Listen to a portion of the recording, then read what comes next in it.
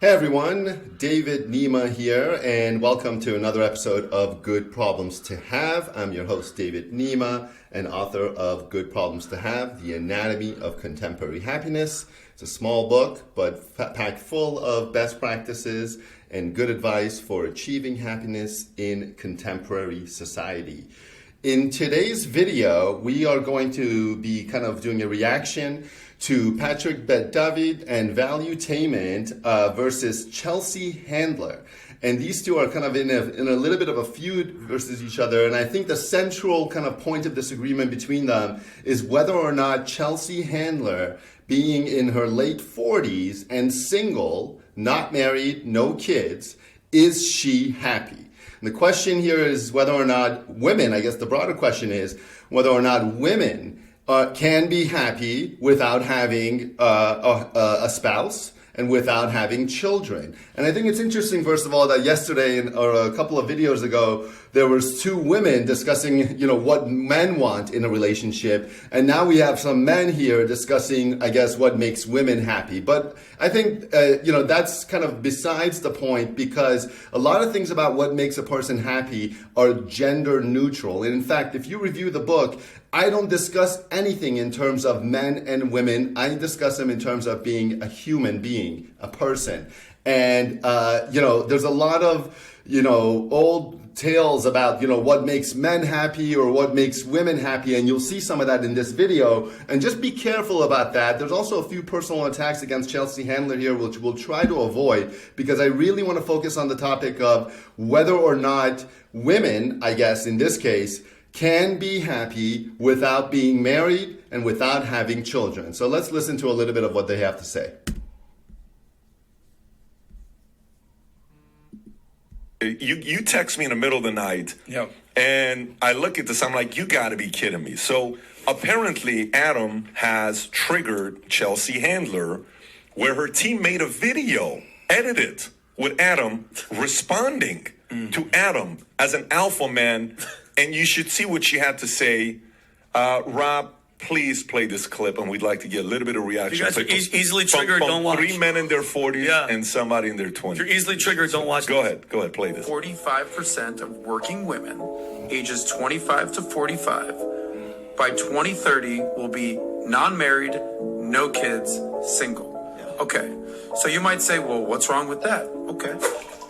So there are some tremendous drops in the statistics in terms of men and women staying single, staying unmarried, and not having children for longer times than maybe even 25 years ago. If you look at the percentage of 25-year-olds that were married with kids in 1975, and you compare it to the percentage of 25-year-olds that are married with kids in 2025 or 2023, you will see a tremendous drop. So people are getting married later, they're having children later, and they are, in some cases, not getting, and fewer people are just getting married or having kids at all. So this is certainly a trend. We can discuss why it's a trend. My opinion is that a lot of people are smartening up and realizing that you don't have to get married or have children to quote unquote be happy. There's also a lot less risk in being single now than there was, 100 years ago or 200 years ago or 1,000 years ago in terms of being single and not married, just in society. And, there's more risk. There was more risk. There's less risk now for single people than there ever was, I think, in modern kind of history, last 2,000 years. So the statistic is certainly true, but I guess Adam and Patrick Bet-David are upset about this stat. They think this is a bad thing on society. And Chelsea Handler's response here is, of course, I'm happy, I'm single, so let's listen to it a little bit more. I'll tell you what's wrong with that. Nothing. I usually don't do things like this, but when I have to listen to men talk like that, I have no choice but to sedate myself with drugs and alcohol. Lately, I've been loud and proud about my status as a single, unmarried, childless, wild woman. And apparently some men cannot handle that. Every time I go on Instagram, I stumble upon SDE morons like this guy pontificating about how unhappy women like me must be. If you think that you're going to be 45 years old, no kids, not married, and that you're going to genuinely be fulfilled in life because you made money, Best of luck to you, honey. Right. So Adam is conflating in that statement because, of course, if you are relying on, your bank account to bring you happiness, then it's fair to say that you're not going to be happy. And of course, what he's saying that if you think that you're going to be single and successful, a lot of people are single and they don't have a lot of money in their bank account and they're still happy. A lot of people are married with a lot of money in their bank account and they're still unhappy. So again, this is a red herring. He's conflating the issues. He's saying that, you're automatically going to be either career driven and single, or I guess you're going to be staying at home and having kids, and therefore you're going to be happy. So again, you got to watch out for these kinds of, quote unquote arguments. Best of luck to you, honey. That clip was posted to an Instagram account called Alpha Motivation Zero. You got the zero part right. Anybody that follows that account is getting zero Pikachu. I'm sorry, but if the child-free joyride I'm on triggers you, here's a hint. If you need daily alpha content to remind you to be alpha, you might not be an alpha. Take it from an alpha. And the truth is, studies show that single women live longer and are happier. You want to know why? Because they wake up every day and they don't have to listen to like you. Anyway, I have to go. So I'm sure there's studies on both sides that say single women are happy and married women are happy. And again, so because there's studies on both sides, that really kind of should tell you that being married is not a factor to happiness. Meaning, in fact, in the book, Good Problems to Have, I discuss happiness, and the path to happiness is meaningful relationships. Meaningful relationships, and the whole premise here that I think is the underlying logic why you don't have to be married to be happy, is that the brain does not distinguish between the nature of the relationship. It only cares whether or not you are having a meaningful relationship. And this means that you can have a meaningful relationship certainly with your spouse and certainly with your kids, but you can also get that fulfillment through a meaningful relationship with your parents, with your siblings, with your neighbors, with your coworkers, with your friends, and even your pets can still kind of trigger the same parts of the brain that says, oh, I'm being social, which is one of the things that human beings love the most. We're naturally and primarily social people, and we really get off on having meaningful relationships. There's other studies done, and you can do a Google search for Google TED Talk longevity. And says that one of the number one factors to longevity is social integration. That just means how connected you are with your community. And again, the amount of meaningful relationships that you have around you. One of the best examples here I have is that I think you want to live longer, smile and say hello to your barista every morning if you go to a coffee shop. Or when you're walking around the neighborhood, smile and, with every neighbor or everyone that passes by. That's what's, been shown, that if you feel that kind of, you don't feel like an outcast in your own community, and in fact you feel incorporated and integrated in your community, and you're having those kind of even micro relationships with people that are still meaningful. You guys still exchange a smile. You still look them in the eye. You don't have to know everything about the guy's, a person's, your barista's personal life. You just have to look him in the eye and treat him like a person and have that one moment of, connection together. And that has been shown to be a bigger factor to longevity than lifestyle habits like smoking, diet, and exercise. So meaningful relationships is where it's at in terms of happiness, and that is the logic behind it of why you don't have to be married to live longer, or married to live long, or unmarried. Or happy or unhappy based on whether or not you're married, is because your brain doesn't differentiate between whether or not you're married to this person or you've been dating for 10 months. It does not differentiate that. What does differentiate is whether or not you're feeling that connection with this person. Because my single, unmarried ass is about to perform at my sold-out comedy show. I'd invite you, but there are no tickets left. Bye. Wow. Yeah. Wow. So what was your first reaction when you saw that, by the way? Well, does anything scream, I'm so happy at chugging vodka at 9 a.m.? I'm so happy with my life as I'm funneling vodka as soon as I wake up. I'm pretty sure that was being sarcastic, since she just poured herself a vat of vodka. But nevertheless, maybe they missed the sarcasm there. Yeah. So clearly she's triggered. Clearly, if I'm in her position right now, I'm doing everything I can to justify my life's decisions. Yeah. And it's one of those things where don't get mad at me, Chelsea Handler. Get mad at the facts. All I was doing is reading a report from Morgan Stanley, pretty credible source. They gave a report called the She Economy, right? Not the economy, the She Economy. And essentially what they did was state some facts about how modern day feminism has, I guess, empowered women to, work, get that bag, make that money. That's great.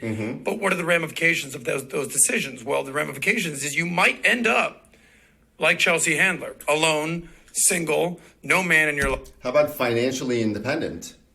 And just banging a bunch of random dudes that you meet on Hinge and Raya and Bumble.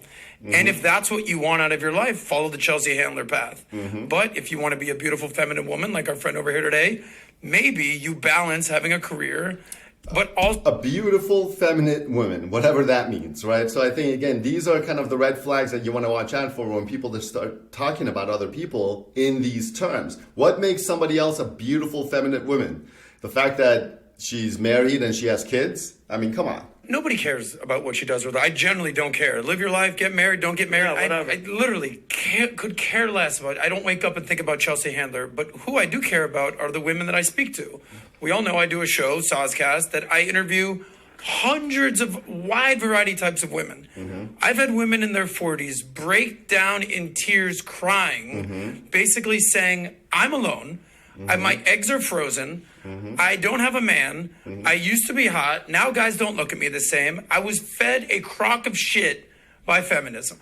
Okay? But so there's also women out there who are married, who've been married for 20 years. They're 49 years old. They have 2 kids, and they're crying their eyes out too. So this is what you call anecdotal evidence, which doesn't prove the point. I'm sure there's unhappy women who are, single, and there are unhappy women who are married at the same age. So it's not relevant. The point here is, do you have to get married? Do you have to have children to be happy? Must you do these things to be happy? And that's not, and I think what you're coming to find here is that marriage and kids have no kind of correlation with happiness. In fact, happiness comes from within. There are studies that show that you will revert back to the same level of happiness you were the day before you met your significant other 2 years after marriage. And if you have kids, this can be delayed by a few years. But nevertheless, there is a reversion. And that reversion is back to your level of happiness the day before you met your significant other. And we'll discuss that a little bit more in another video. But again, just because there are women that are crying their eyes out because they're single and not married, first of all, there's a lot of societal pressure to make these women feel bad about themselves. So I certainly sympathize with these women. However, I think that can be a factor there in terms of the societal pressures on these women to, not be single and not be unmarried, especially now. And now they're saying, oh, I was fooled by feminism and whatnot. Again, but the point is that there's also women out there who are married with children, and they are also crying their eyes out, and they also feel lonely. So, this is, again, you can't fall for this type of what I consider kind of a logical fallacy in their argument to try to drive home the point that women should wise up, quote unquote, and get married and have children before it's too late, before their beauty goes away. I mean, this is the kind of stuff that, I think really impacts the happiness of women because of all these, I think, unnatural pressures. Okay. So you don't have to be married. You don't have to have kids to be happy. And being single is safer in modern society, in contemporary society, than it's ever been in the past, especially for a woman, okay? A woman in 2023 in LA, New York, Miami, Chicago, anywhere in the United States is tremendously more safe than a woman who was single, in England in the year 1500, right? Or in Jerusalem in the year, 500. So, now women are tremendously safe and the reasons for getting married, these kind of antiquated, tropes, I think you just got to watch out for them in modern times. taking it a step further, I also interview a ton of model volleyball that I was just at. We did Rolling Loud, we did Ultra, we just did Tortuga. Interview a ton of women who are all in their early 20s and their mid 20s. And they're going down this path. I don't need no man. I don't like all that. Right. And to see the writing on the wall of what the future will hold, I think is what I'm most concerned about. Nobody gives a shit about what Chelsea does with her life. It's the fact that her 8 million followers or whoever's going to her show are going to be fed this bull crap. And when I see women cry, break down, wish that they had a better life than what they have now, I think that's the biggest problem. I mean, these guys have 4 million followers and they're saying this stuff. So I think it's equal. And again, this argument is not relevant. Let's listen to what else. By the way, do you have that clip about her day in the life of a modern We feminist? played it a month ago. I don't want to play it again. We played it. It's pretty. But that to me cringe. is indicative of what's going on. She wakes up at 6 a.m. Yeah. She says she takes an edible, masturbates, goes back to bed at noon. Then she flies to Paris and she meets a random dude on Raya, bangs him. Okay. Then, just lives her life. Then she Right. basically puts on a VR set of goggles, goes into the metaverse. She's not a real person. Yep. Again, if you don't think Chelsea Handler could get some guy to wife her up, then I think you're just completely, not in touch with reality. Chelsea Handler has options. She does this stuff to capitalize on an audience to make money. The problem is if you're a gal who's just an accountant and you're focused on your career and you're 43 and you follow Chelsea, nobody cares about what you go home to your dog, your cat, your vibrator, and that's your life. And you know when this is going to catch up on her? When she's in her, let's say 70s, 80s, hopefully she lives that long, and she's not feeling well or shit's going downhill. No kids are going to be there. No husband's going to be there to help her. Who are you going to go to? You're going to just have help that you pay for when you want somebody that... So it's going to catch up. So they're saying that these girls that are 25 are going on this kind of, women's liberation movement. And he's seeing the writing on the wall when the girls are in their late 40s in terms of being upset. But now this guy's arguing that for Chelsea Handler, it's going to catch up with her by the time she's in her 70s and 80s, if she lives that long. So this is like, first of all, that sounds ridiculous.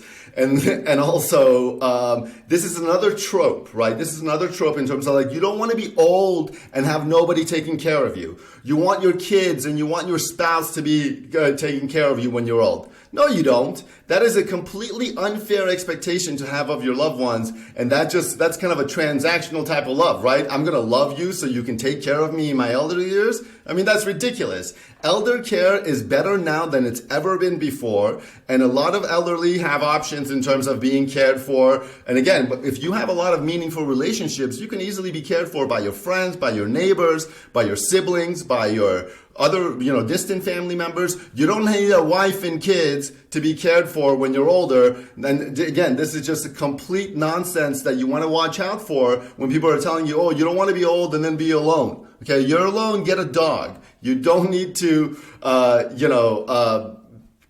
have kids and go on this path when you're 25 years old so that when you're 75 years old or 95 years old, you have elderly care available to you. I mean, this is just ridiculous. Loves you and is genuinely caring for you to be there to help you. Because what is she? She's almost 50? Yeah. It ain't, it's happening. It's coming. She's 49. Yeah, she looks happy right now. And she's been happy since what? I guess 24, 25 when these guys would have wanted her to get married. And she would now have kids that are in their 20s. I mean, she seems happy now. So, I mean, this is high-level speculation on their part. Yeah, because vodka, that's what vodka does. That's exactly. Well, this goes back to a deeper issue. Remember the Wall Street Journal story we talked about, the decline in American values? Yeah. Right? Yeah. About not wanting kids, not wanting family. So somebody asked a question. And I think it's important for you to respond to this. So somebody said, okay, Adam, so you're saying she's this, she's in her 40s, she's that, she has no kids, she has no this. You're in your 40s, you're not married, you have no kids. Why can you judge her, but people cannot judge you? That was a question that was asked. I think it's a very good question for you to respond to. I think I get that question all the time. Are you basically saying that men and women are the same? I think it takes a while. It takes years for a man to mature, to reach his status. They say that men are success objects and women are beauty objects. But These are just like, I think, it's clear that Adam's, read a couple books and a couple of reports, and he knows all these kind of generalizations about how, obviously like the fertile years of women and how men, are more visually attracted to women, and women are more attracted to non-visual traits like bank account and success and intellect and business success and humor, and these are just, again, tropes that, I think people have been using to justify their own actions. He's saying, oh, this is why, I'm 43 and I'm single and I'm happy. But if you're a woman and you're 43 and you're single, you're automatically unhappy. And I don't think he knows exactly, what relationships and happiness, come from, meaningful relationships and happiness come. Let's listen to a little bit more. By the time you're 40, Chelsea, your beauty has faded. This is disgusting. Have you ever seen the sexual market value chart? That is disgusting. Men are judged on their resources, their money, their age. So anybody who talks like that and saying that, someone's beauty is fading, again, you have to have a red flag, in your mind in terms of when you hear stuff like this. And in my experience, I think there's a great saying that I heard, which is like, whether she's ugly or she's pretty, it's not going to last. Okay. And in my own personal experience, when I've dated a variety of girls, and after a few months, you don't see them the same way you did, in that first night that you guys met, or that first meeting, for example, or the first 2-3 weeks, when you're more infatuated with the person, everything is very new to you. Looks fade, and looks don't fade kind of objectively. They fade in the beholder's eyes, and beauty is in the eye of the beholder. So I think this is just disgusting narratives in terms of, your beauty is going to fade, so hurry up and get married. I mean, a lot of men, you can make the same argument for men too, and it's, beauty comes from so many things that, and here's actually a great point. Ask Adam if he thinks his mom is beautiful, okay? Or ask anybody if they think their mother is beautiful, okay? And they'll say yes, regardless of their mom's age, because they know their mom through more than her own, physical characteristics. And even if some of her physical characteristics may have changed over time, the love and the beauty and the kind of the feelings that you hold and the perceptions that you hold for your mom have not changed. And this is true if you've been dating somebody or you've been married to somebody for years, that, no matter how pretty or, they are, not saying that they're not pretty anymore, but you don't really see their physical looks anymore. So this is what I call a rookie argument, probably by somebody who's never actually been in love with a beautiful person. Age, their income, their game, their personality. There's a whole host of things that men are judged on, okay? Women, 80% of the chart is their beauty. Yeah. Newsflash, Bullshit. Guys like pretty women. All right, you're a model. See, again, this is just, I think, very immature thinking in terms of like 80% of, how guys judge women is based on their looks. That is absolutely bullshit, okay? When you meet somebody, you judge them based on how they're dressed, how they're carrying themselves, their level of intellect, how nice they are, their level of compassion, just like whether or not they're funny or not, whether or not you like their personal kind of pheromones or their scent, their hair color. There's so many things that you might, that you have personal preferences in terms of what you like and you don't like. And again, for guys and girls out there that are listening to these types of statistics that, men are 80% of, what your value essentially is in your beauty. And I guess by extension, after a certain age, that 80% is going to be totally gone. I mean, think about this kind of, doomsday scenario that these guys are discussing here. In not so many words, but that's the logical conclusion, saying 80% of your worth is going to fade by the time you're, I guess in your mid-30s or early 40s. That's disgusting. Congratulations. Like, you wouldn't be modeling if guys found you unattractive.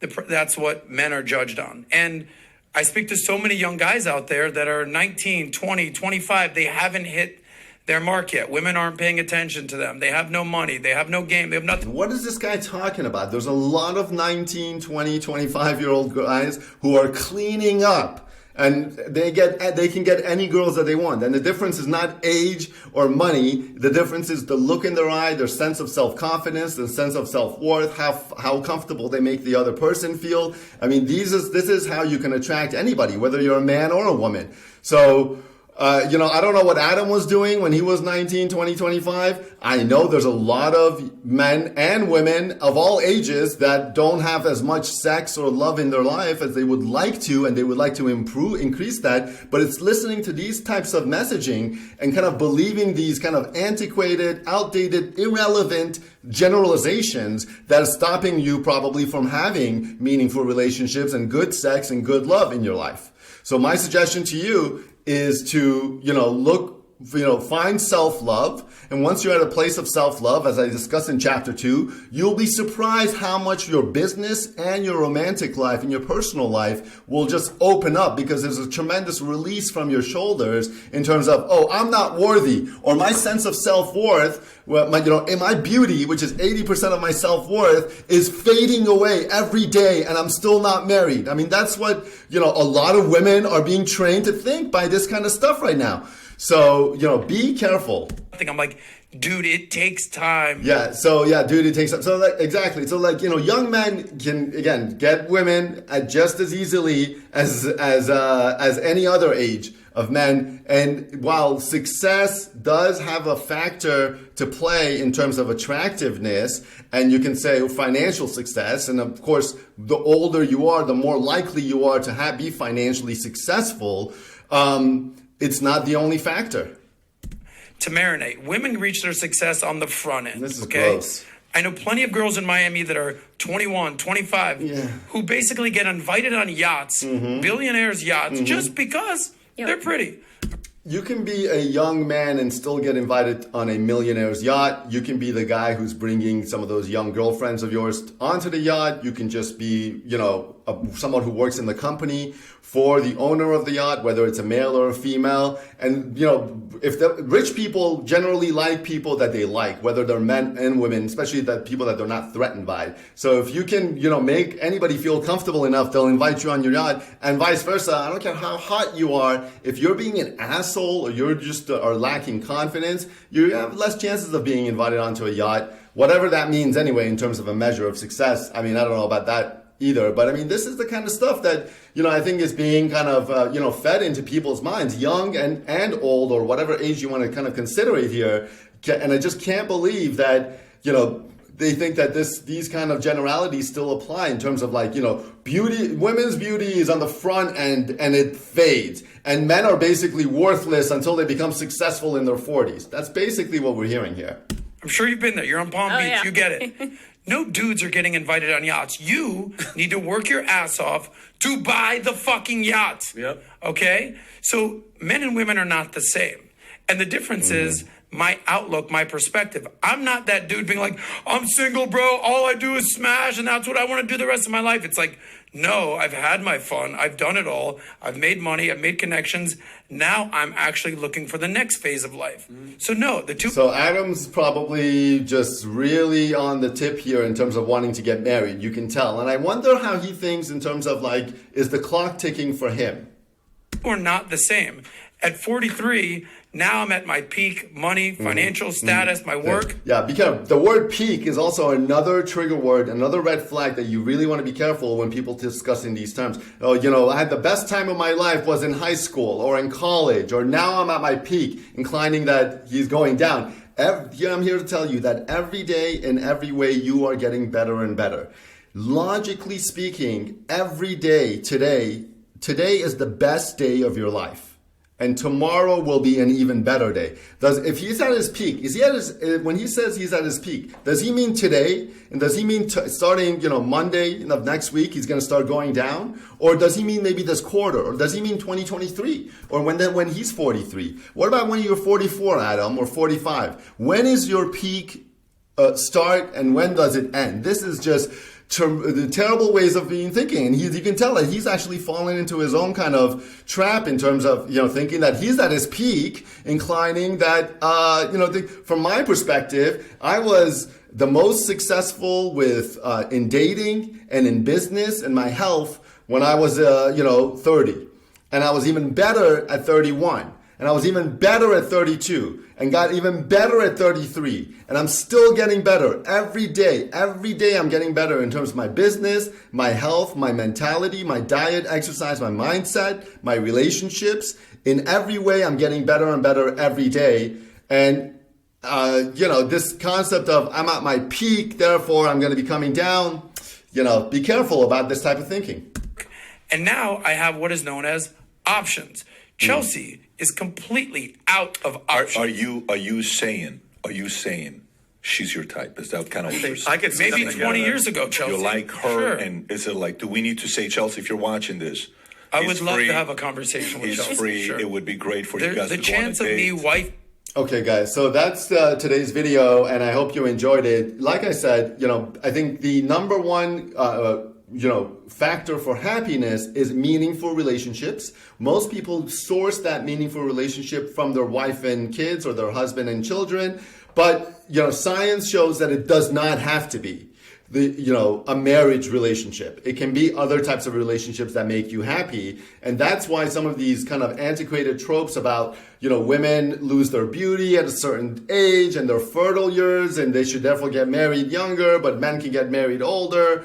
You need people to be around you when you get old so they can care for you when you're really old. These are all just kind of backwards, illogical kind of statements that are made, essentially working backwards into their kind of central premise, which is flawed, which is that you have to get married. So once if you believe that you have to get married, then a lot of these things make sense. But once you discover that marriage isn't making you happy, it's having a meaningful relationship with your spouse that's making you happy, then I think not only does that liberate you from this kind of obligation to feel like you need to get married, but it also helps you kind of get into a marriage from a better kind of position of power, understanding, rather than fear, as what I think is being kind of discussed here. I'm David Nima, host of Good Problems to Have podcast. Find us on Instagram and YouTube at GPH Lifestyle. And make sure to get the book, Good Problems to Have, on Amazon, The Anatomy of Contemporary Happiness, where I discuss in really short but dense chapters topics such as love, wealth, health, diet, exercise, mindset, approach to increasing happiness 1 nanosecond at a time. Thanks, guys, and I'll see you guys in the next video.